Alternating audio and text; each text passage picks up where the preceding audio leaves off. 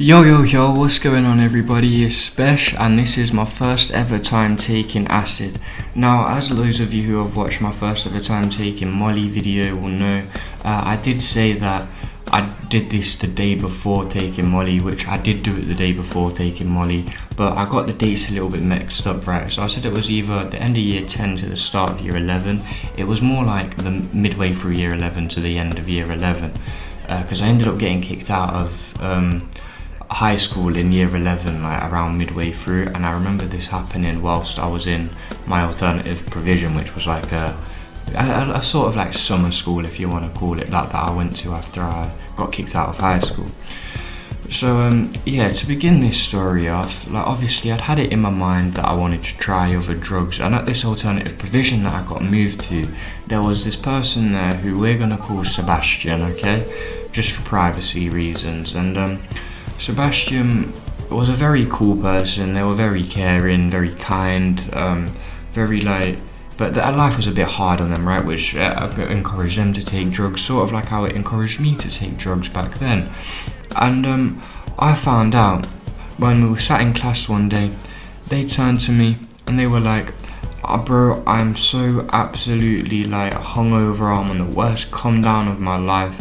And I was like, "How much you been drinking, bro?" And he was like, "Bro, I've not even been drinking anything. Like, I've been taking MDMA all night. I took like 3 pills, and bro, I didn't sleep at all. I came into school today, like, and I could tell like he was a bit like acting a bit strange in it. Like, he was a bit tweakery in a way, as in like he was not shaking, but like he was constantly like clenching his jaws. I would be like making eye contact whilst we were talking, and he would like zone out. And when I say he was clenching his jaw, I don't mean like he was gurning. Like, his jaw weren't going mad, like it weren't bouncing up and down like a rabbit. It was just he just kept like having a really tight jaw every now and then. So as I now know, that is an effect of like the come down bit, when obviously your jaw's been moving mad the next day, like your jaw will be clenched up a little bit. And yeah, so I turned to him and I'm like, "Oh my god, you can get MDMA, you can get like Molly ecstasy." And he's like, "Yeah, of course I can, bro." I'm like, "How much is it? Because there's no way I can afford this stuff, man." And you know what he says to me the prices were on this stuff, which leads me to believe that it's absolutely 100 million trillion % real, right? It was £5 a pill. I'm joking, by the way. If you see pills for £5 a pill, probably don't take them, because they're probably fake and you're probably gonna have a bad time, or they're probably cut with meth and you're probably gonna have too much of a good time and you're probably gonna get an addiction. But at the time I just thought that was like a bargain. Like, I didn't really cop that, oh yeah, this could be fake, like, oh it could be meth, it could be heroin, well maybe not heroin, but it could be like fen. And yeah, so I'm just straight away, I'm like, "Oh my god, we need to do this at some point." And he's like, "Yeah, okay, so what about like after school in a few days?" And I'm like, "I don't know about after school, because obviously I've still got to go home and go to my mum's and stuff like that, but maybe on the weekend if you can do it then." And he's like, "Yeah, by the way, my guy also does acid as well." And I was like, "How much are they?" And guess what, ladies and gentlemen, right? It was £5 for an acid tab as well. £5 for a tab of acid. I don't see that no more. When I go to the plug and hit him up for some acid tabs, do you know how much that shit's costing me now? £15, yeah? £10 if I'm lucky. Do you know how much ecstasy pills are costing me? Nothing, because I don't bloody fuck with that shit anymore, because that stuff's just horrible, right?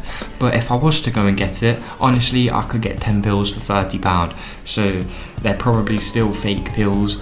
But if I want to get better quality, which I would say were the better quality pills, it's £10 a pill, 20 pill for 2, 25 for 3. Sort of like weed deals. If you're finding pills out there that are cheaper than your weed, right, what does that tell you?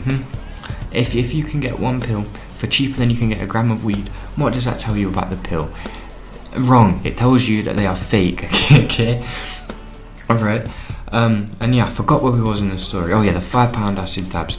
Okay, so yeah, he says about this and that we're going to do it this weekend, which we both agreed on. And now, bearing in mind, coming up to this weekend, I'd been going out to the skate park a lot. I've been meeting up with some new friends and stuff like that. And all of these new friends that I had in my circle, bro, they were taking pills, they were smoking weed, they were doing like pretty much whatever they could get their hands on, they would be doing. And whilst I was dating a girl who I previously just broke up with, one of the mates who I was mates with at this time, at this time in the story, which probably should have been a red flag for me, came up to me and he was like, oh, you're special, you want some of this fag? And I was like, I was just looking at him because I was like, that's pretty much a full fag. I know this guy, he's not going to give me a full fag. So I was like, what's in the fag, bro? Thinking it might be weed or like spice or something. This guy turns around to me and he goes, oh, it's meth, bro. I found out later on that he meant it was speed, right? But again, this was the guy who, if you don't know about, in my other story I said he used to like make up a few things just to seem more relevant. And to be fair, everyone still sort of liked him though, even though pretty much everyone knew this, because he was just a calm guy. Like that, there was nothing really, he didn't really cause no problems or anything like that, not that I'm aware of anyway. Actually no, one time he said that he had sex with this girl and he didn't sleep with this girl, and this girl got very annoyed about it, and then this guy went up to him and was like, oh yo, so are you chatting was about sleeping with this girl? And he was like, yeah. Like he just straight up admitted it. He didn't like, I don't know if he hesitated or not, but I was told that he just admitted it. I wasn't there at the time that it happened, but obviously I heard the rumours and I heard the stories and I heard from people who were there, because it was a very small town, very small skate park, like everyone knew each other at the skate park. But yeah, so all these people that I was hanging about with, they were taking pills, tabs, they were smoking weed, like drinking quite often as well. And I was just hanging about with them because I just started skating, so I was like, fuck it, why not? Like these lot will skate and stuff as well. I guess this is like a new chapter in my life after moving out of school, moving into a different school. Hanging around with some new friends happened around the same time, although to be honest I probably should have stuck to my old friends, because like any of you who were new friends at this time that are watching this, no offense, but like my old friends, they were like proper on the straight and narrow and stuff like that, but that was a bit too boring for me, right? They didn't really want to do much risky stuff or anything like that, and yeah, it was just like not really a me situation to be in. I like doing some dumb reckless shenanigans type shit, you know, and these lot, they would do that sometimes. I would want to go explore abandoned places and stuff like that. And to be fair, around the time hanging out with them, drugs and shit didn't really cross my mind. But anyway, yeah, back to the story. I keep getting sidetracked, bro. So right, I'm chilling with all of these like they're obviously smoking weed and stuff like that, and that gets it in my head to maybe expand my palate, try some different drugs. So obviously I was thinking, and then it came to the point where I met Sebastian at school, and then we had that conversation about doing the pill and we didn't confirm buying an acid tab yet, but doing the pill at the weekend. And then yeah, so we meet up after school and we get everything all sorted with the plug, right? Because the plug was Sebastian's friend's sister's boyfriend, alright? So yeah, I need to remember a second, hold on, right, so it went like, we got everything cool, like pre-booked and sorted up, and then I had to try and get the money sorted. So I got my mate to go down to CEX, which if you live in England, you know what CEX is. I don't know if it's in any other countries, but I know it's in England. It's pretty much just a pawn shop basically. And I took my Red Dead Redemption 2 and my GTA 5 and a few other games down to CEX, and this was at the time when Red Dead Redemption 2 was in hype. It was pretty fairly new. Not many people had completed the story mode yet, and I took it down to CEX. Got my mate, we're gonna call him Clayton, okay? So we got my mate Clayton to go into the shop because he had ID. He was 18. I was only like 16 at this time, I'm pretty sure. And he comes out and he gives me the money. And do you know how much money he got for it? He got £20, which, hey, that was enough to get a few things. That was enough to get something that I wanted, you know. I was also selling a bit of weed at this point in my life as well for a trusted dealer, so It was alright. And yes, so we all go back, and no, actually we didn't. I remember, so I was in school with Sebastian. We met up after school. We got the plug to be like, okay, just message me when you need the stuff, right? So we go up to the CEX, and conveniently the plug's house, which I got told about by Sebastian, was right near the CEX. So I messaged Sebastian and I'm like, hey, we're near the plug's house and I've just got 20 quid. And Sebastian messages me back and he's like, alright bro, that's all cool, I'll go message the plug right now, I'll go get my mate to like tell him, or something like that. It was something along the lines of that, right? And within 5 minutes, Sebastian messages me back and he's like, hey, you see the corner at the roundabout, go wait over there, and he'll probably walk up to you in 10 minutes, or like about 10 minutes tops. And then obviously I was like, okay, just tell him that I'm with 2 other people. So we were with Clayton, and then we were with what do I want to call the other guy? We'll call him Peter. Okay, so I was with Clayton and Peter, and we was just waiting there for about 5 minutes. I remember there was this memorial on a tree, pretty sad, I know, but yeah, it was all just chatting, having a good time. And then the plugman, boss man, shows up.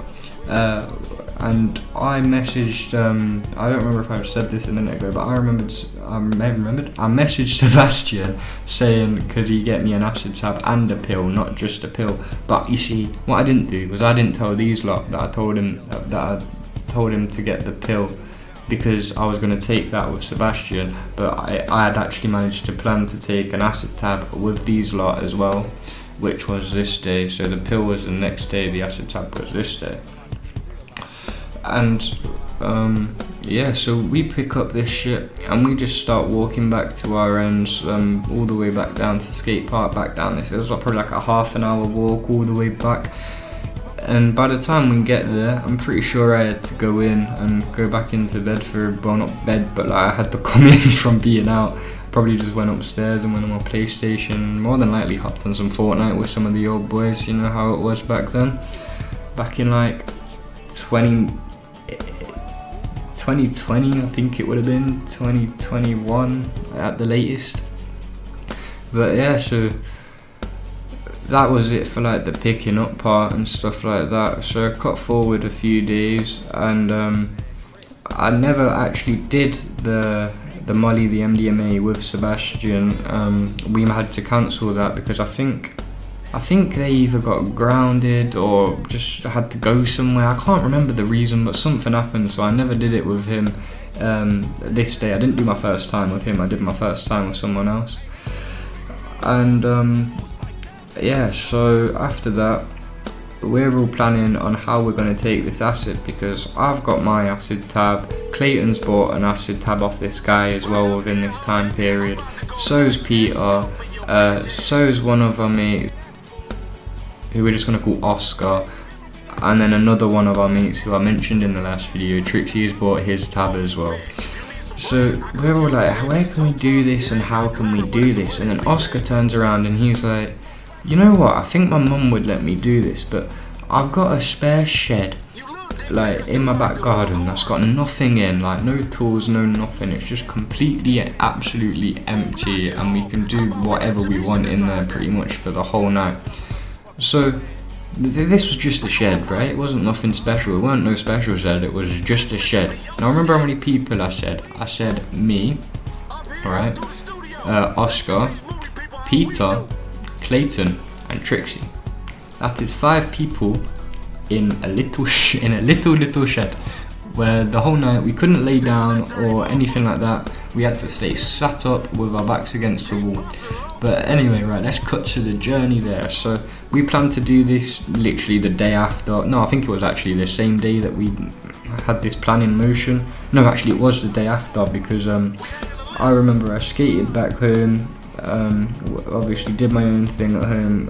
Before I went home, obviously I hit the ramps a bit at the skate park, and then I went home, came back out the next day, and I was asking people like, because no one had answered me really since they said that they were going up to Oscar's, and then they started answering me I can't remember if I was, no, yeah. So I messaged all them and they let me know whereabouts Oscar lives, like what buses to get and stuff like that, and where to get off. They were like, right, so you need to get on this bus into town and get on this bus until you see the KFC that looks like this, and it's got like 2 roads going either side of it like that.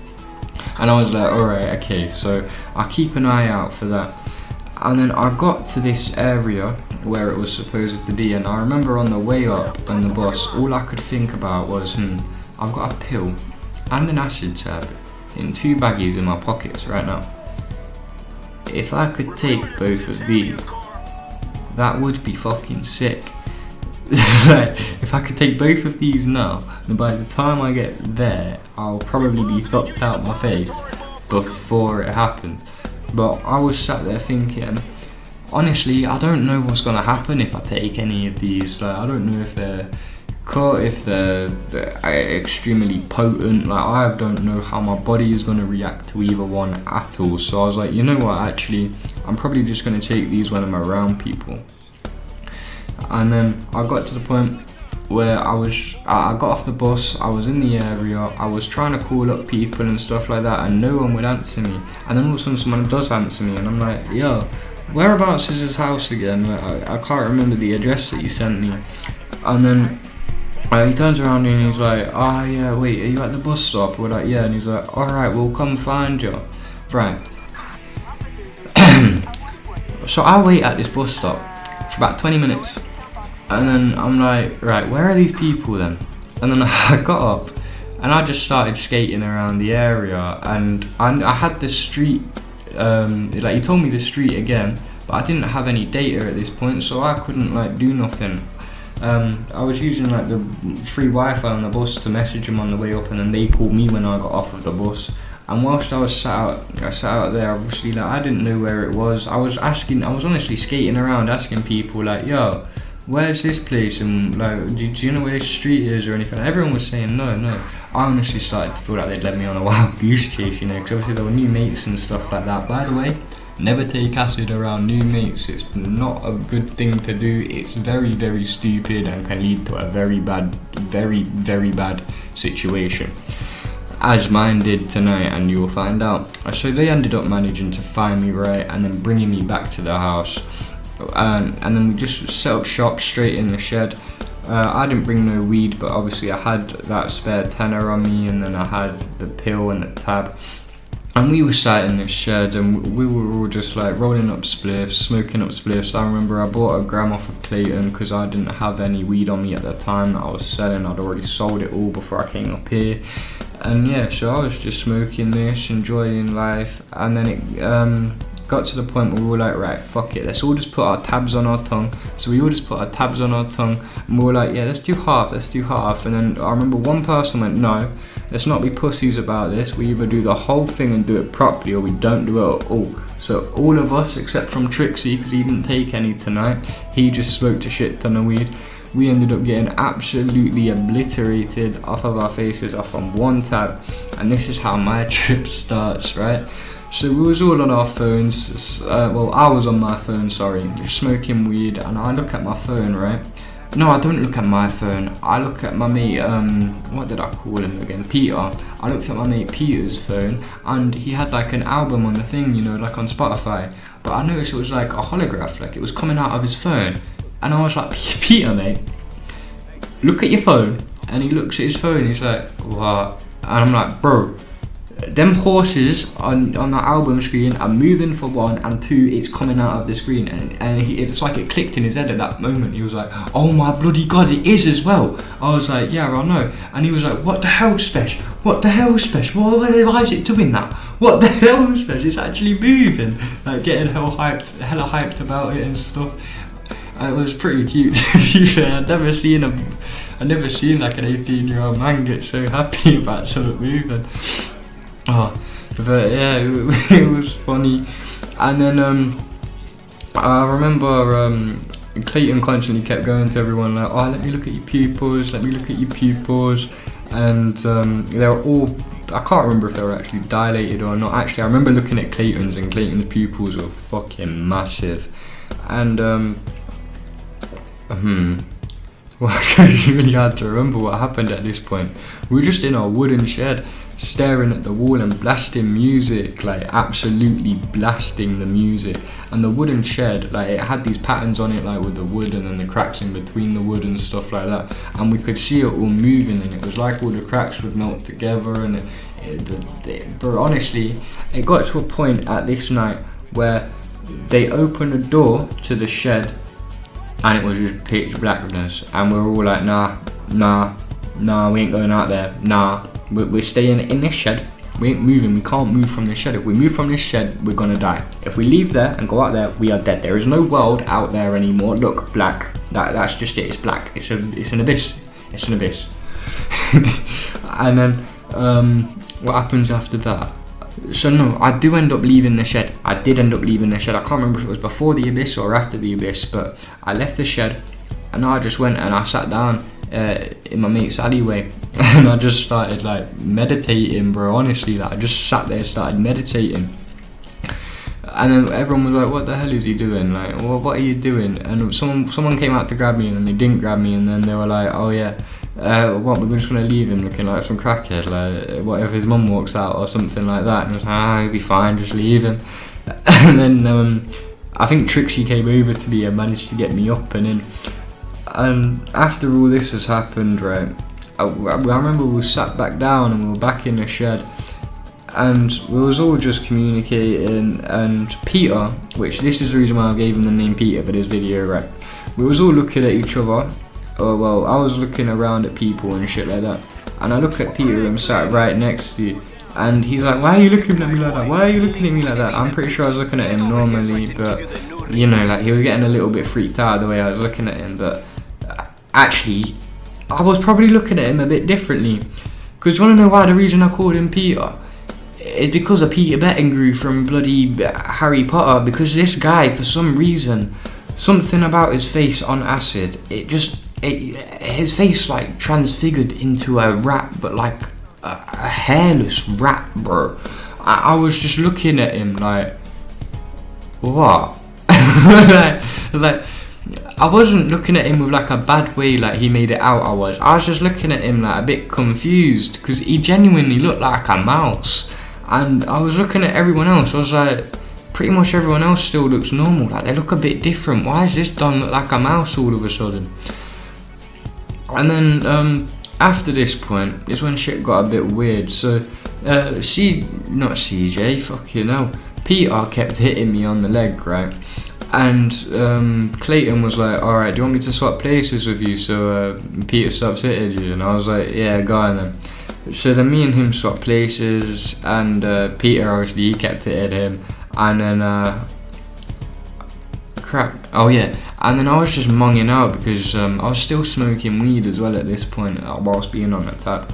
And it got to the point where I was monging out, looking around, and it was like everything just started to fade away. Like all the light, all the sound, it just started to slowly fade and slowly fade and slowly fade until everything was actually black. Like everything went black, and then all of a sudden one person's face appears and it's like morphing about in the blackness, and then another person's face appears and it's morphing about in the blackness. Like I think it was Clayton's face appeared first, morphing about in the blackness, and then Trixie's face appeared closer to me, morphing about in the blackness, and then Oscar's face appeared, morphing about in the blackness. And I was just sat there in disbelief, bro, like, how could a piece of paper do this to me? And it was at that point I realised, you know what, yeah, I'm going to bed. Like, I said to all these lot, you know what, everything's just gone black and all I can see your faces, I'm going to sleep. And that's it. So that's it for this video, ladies and gentlemen. I hope you all enjoyed it. If you did, please make sure to leave a like, and if you want to see more videos like this on my channel, then please make sure to subscribe. And yeah, I'll see you all in the next one. Peace out.